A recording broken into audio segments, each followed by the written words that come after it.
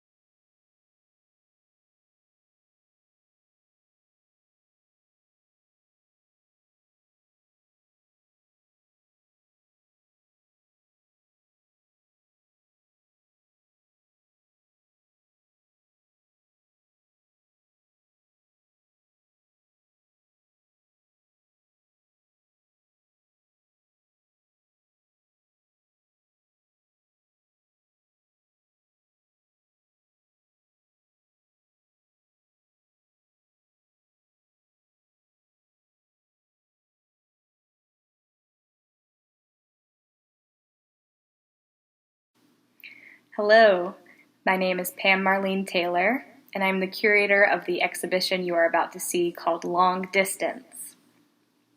This exhibition is at Oz Arts Nashville, and it's something that was curated before the tornado and the pandemic hit our city, but it is really timely in the idea that all of us are in some sort of long-distance relationship as we are navigating this new world.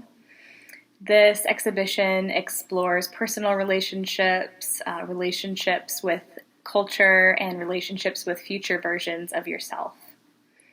I am so excited to share this exhibition with you, and I also want to thank Oz Arts for their tireless work in bringing it together.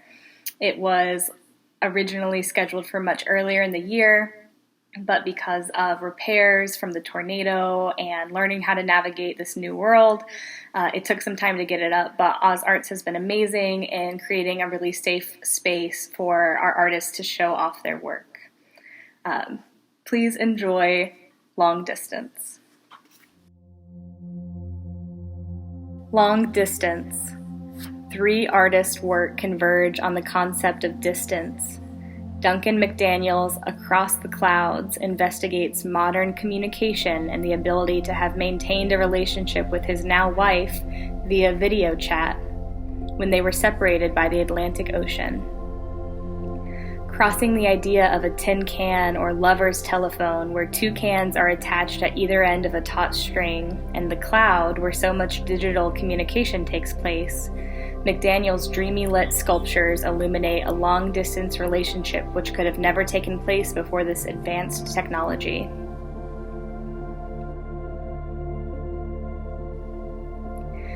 Nuveen Barwari is a Kurdish-American artist exploring her dual existence in both Kurdistan and America.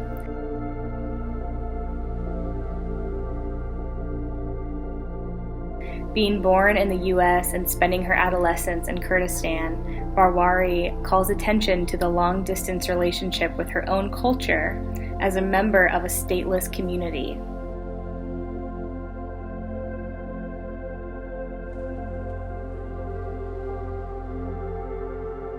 Using multiple media, Barwari aims to spark social commentary about migration, the struggles of refugee resettlement, transnational negotiations of self, and managing Islamophobia.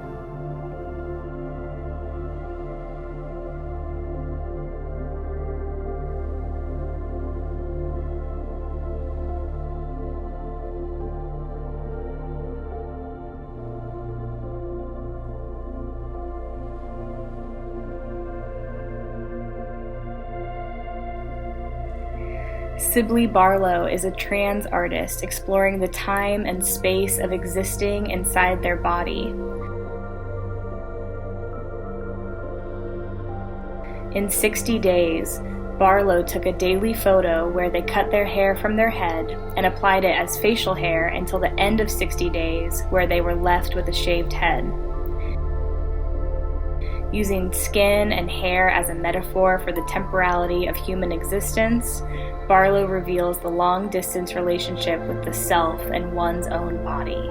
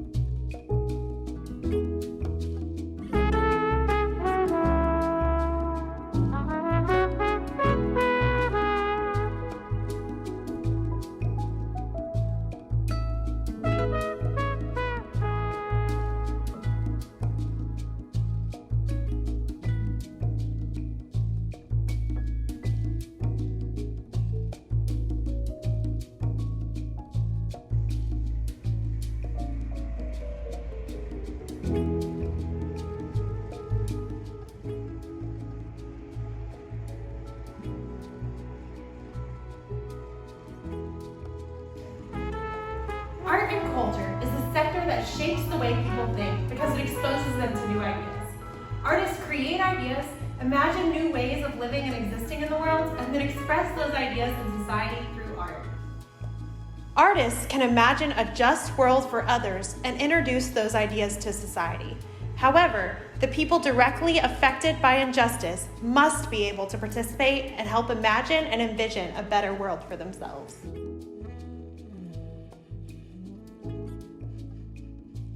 Here at POVA, we have created a platform for our artists' voices, perspectives, and experiences to be centered and amplified for the community to see in a way like never before, in hopes of shaping and reimagining Nashville's culture.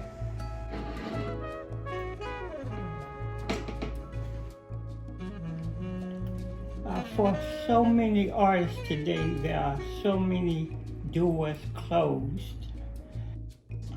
Barriers for artists, closed doors, cannot get into galleries. It's hard, it's difficult, especially when you're trying to live your life to the best, when you're trying to present art.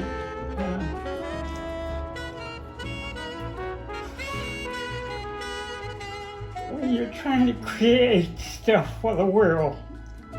When you want people to appreciate what you're doing for your art to be seen not only locally but nationally, internationally, and for doors to be closed in your face, it's difficult and it's painful.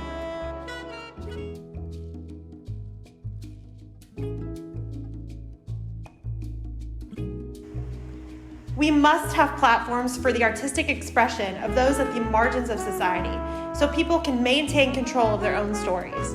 Often, for the first time, people experiencing homelessness can reimagine themselves as artists instead of being defined by the negative stereotypes they have encountered throughout their lives.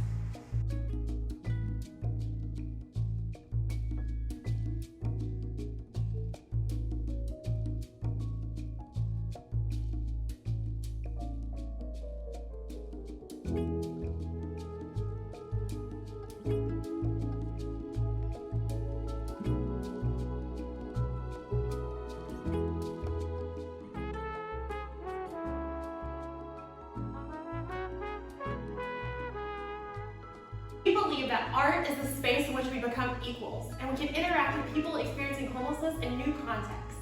Instead of only seeing people on the streets in survival mode, we offer an opportunity for them to share their talents and creativity with the Nashville community. So visit us online or schedule a private appointment to view their artwork in our gallery space today.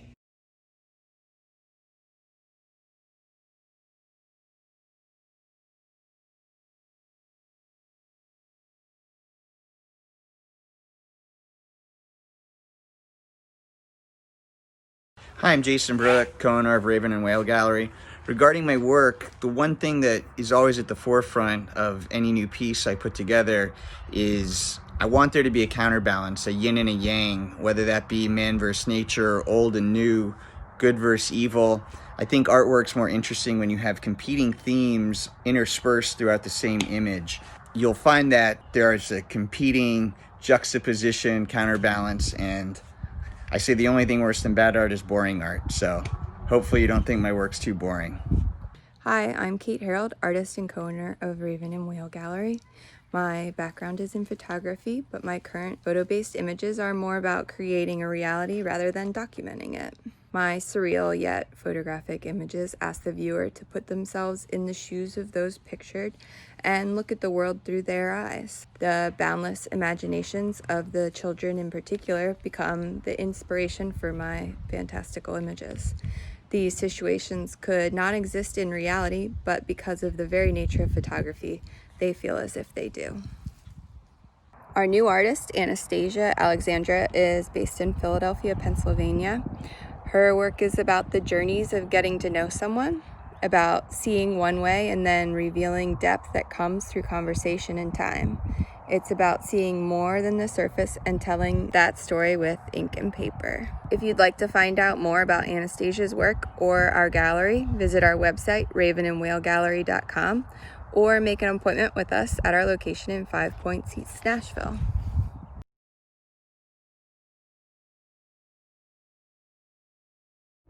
Come on in, water's cold, you like the sunshine, come closer, in my arms, where you live, on a mountain top, close to nowhere. I was in Evansville, Indiana a couple years ago, and this black kid was riding this small bike with no tire on it, had a rim, literally rim riding. But what about them? Like, how can you explain to them that, like, you're gonna grow up in a world that's gonna hate you because of your skin color, no matter how smart you are? And like, how are you gonna process that stuff today, or like what happened to you yesterday, but also be prepared to process stuff that's gonna happen to you tomorrow? The first thing that comes to mind is like, with the word responsibility right now is like citizenship. And I feel like that's almost coming before being an artist. Or that's another way of saying, like, I haven't really figured out how to respond to this moment. And even though having the quarantine felt a little bit like a mandate to make artwork, because like a year ago I was fighting for every hour I could get in the studio, and I was competing with all sorts of other things in my life, and all of a sudden here I am with like nothing but time. But it was hard to make work, actually, and I kind of like forced it a little bit, or didn't force it, but it was different from the way that a project would usually emerge for me. Yeah, I'm a workhorse. I make work. That's what I do. I don't stop. So the discipline of making hasn't changed. What I've come to be reminded of is how much it means to be an artist right now. That we can be in a room and have a conversation like this and process, but we also have friends who are devoting their lives to really meaningful conversations. So I've been reminded of that probably because the outside world and also on my campus is really stressful. Quarantine and what it means for my friends, what it means for my children. With the beginning of the quarantine, quarantine, well, there was the tornado, and so there was that, and that was such an immediate, I don't know, feels so long ago now, but that felt like it changed everything, and then everything changed, you know? Even though that was just, I mean, it was huge for Nashville, but it wasn't a global thing, you know? But it felt big then, and I remember just even then wondering, like, what do I make work about right now? And that was the tornado, you know? And I made a few just small paintings in my inside, and then my hope for the art world is just saying, I don't even know, like, wish I would learn something. Like, for instance, the whole situation going down at the Whitney right now. Yeah. It's like, come on, man. After everything that we in the middle of, and we still pulling moves like that, like, that's gotta go. And that comes with unlearning, re-education type thing, clearing out these positions, putting different people in these positions. Like, that stuff shouldn't be going on still. Dude shouldn't have got shot. Jake shouldn't have got shot 7 times in the back. After George Floyd just got murdered, Breonna Taylor just got murdered, you know? Still not. Like, still knocking people off? That's crazy. I guess my hopes for the future of the art world is for it to, you know, drastically change. I think it's been a corrupt, evil, 200, 500-year-long process of just a hierarchy that's been in place, like a gatekeeper, a gate. I think that it's more about money, the art world, than it is about art. I think the art world should be destroyed. I think that we should not have so much value and have more meaning. This is all fantasy, but I'm asking. Like, for me, that's like super problematic. Like, so problematic. Because like, Marlo's and I were black before George Floyd died. And it wasn't until, you know, someone took a video, posted it online, I'm like, oh, now we matter. But like, I don't know, we've been like doing this for years. Like, this is our life. And I don't know what it is, but you got it right. I don't know what it is, but you got it right.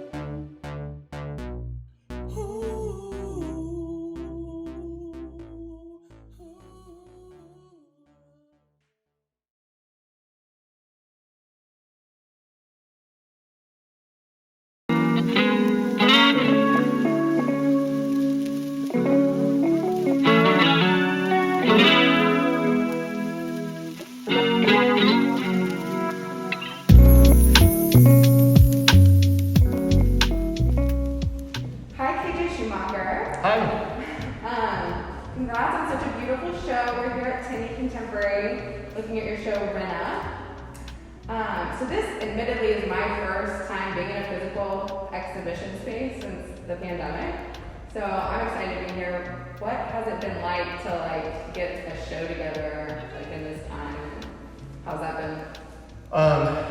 Well, I think that obviously you have to recognize how terrible a tragedy COVID-19 is. I wanted to preface my remark by saying that because frankly, when we moved into quarantine, as an artist, I thought it was amazing. And I don't think I'm alone as a creative, but I'm only speaking for myself. I was coming out of a teaching position that was really dominating me. And so quarantine became it became the first time after a long break for me.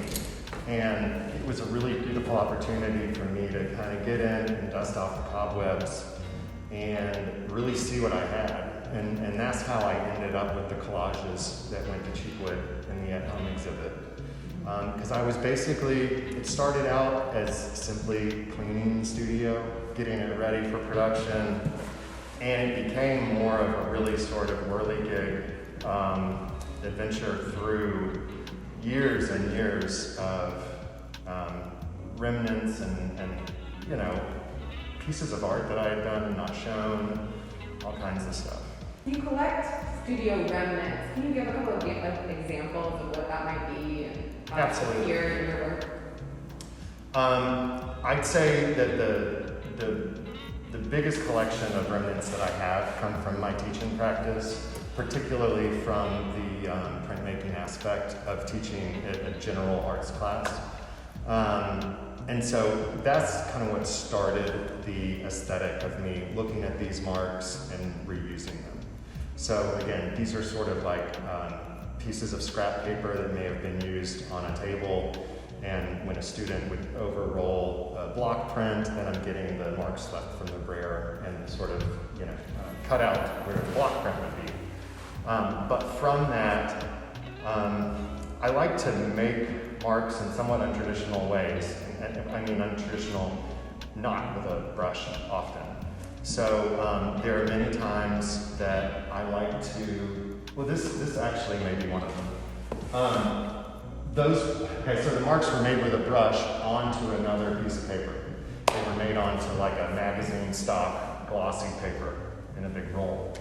But then I took that and, you know, transferred it onto this painting, and that's how I achieved something that, you know, you can't see the brush strokes, but it looks like this sort of splatter of an enthusiastic sort of brush stroke.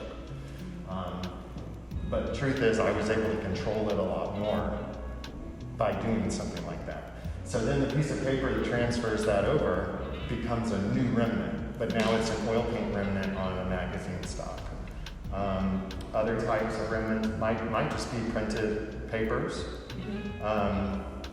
They might be proof prints for artwork that was a printed output, like I did with my bodies with David Orney Anderson a couple of years ago.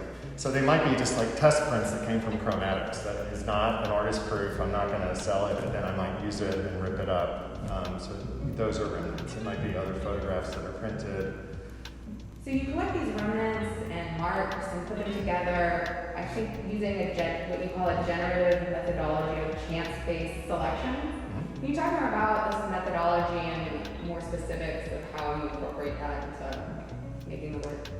Part of the methodology, I would say, just to stick on the remnant part of it. Yeah. Part of the methodology is that I have all of these marks, and you know, mark making figures prominently into kind of why I even make painting. So I'm typically not, you know, afraid of a blank canvas, but you know, I think a lot of artists might express that sometimes. Like, what am I going to do? You know, what can I do to this to create this art?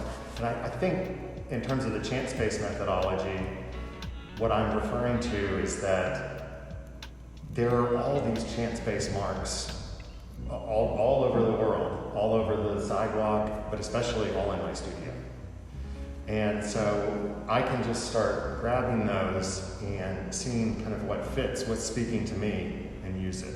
So that's one way, using the remnants. The other way that I like to use chance is just drawing upon my experience, what's worked for me, what hasn't worked for me also. And kind of, I've written down a lot of these things. I'll put them on a little sheet of paper and throw them in a box. And really, sometimes like a magician pulling out of a hat, I might just grab it. I might grab one, followed by another, followed by another, followed by another. And those are the steps that I'm going to follow. And I started that as a way to sort of take some of my own choices out and get something of a prescriptive map to follow. But what I found was this: if I pull something out of the box that says make a line, the possibilities are endless. I mean, there are millions of different ways that I could make a line. So what I thought would really constrain me actually had the opposite effect, where instead, whether it's scumble a mark, make a line, copy a remnant, paint around a block, whatever, it opened up a lot of leeway for me to make choices. So it didn't really accomplish what I wanted it to accomplish, but as a way of working, to go back to methodology, it's something that was really working for me.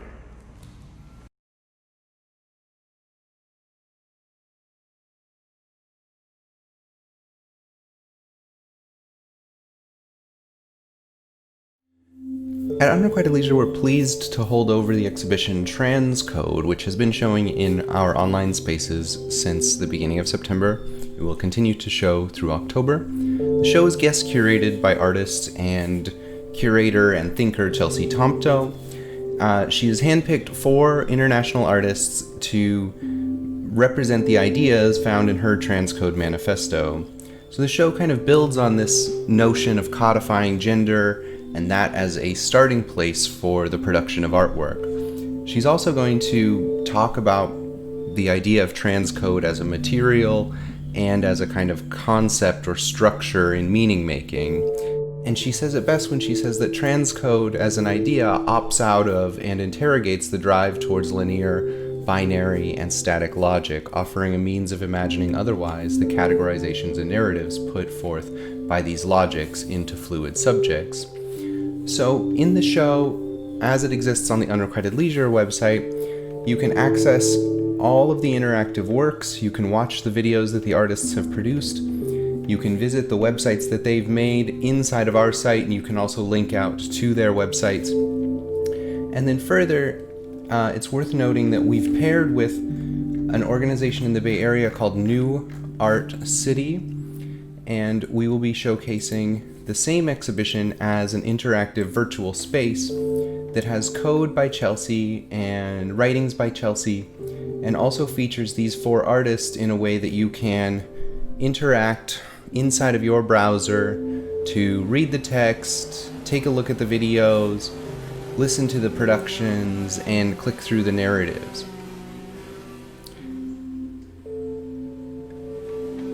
We hope you'll take a look as we hold this show over for a few more weeks. It's a really exciting opportunity to take on these ideas and to see them in 2 different ways, as a kind of static web page and as a more interactive, involved viewing experience. The work features a lot of really challenging questions that are pertinent to the moment and allow us to kind of transcend binary thinking, if only for a second, but perhaps in a much larger way. Thanks for visiting.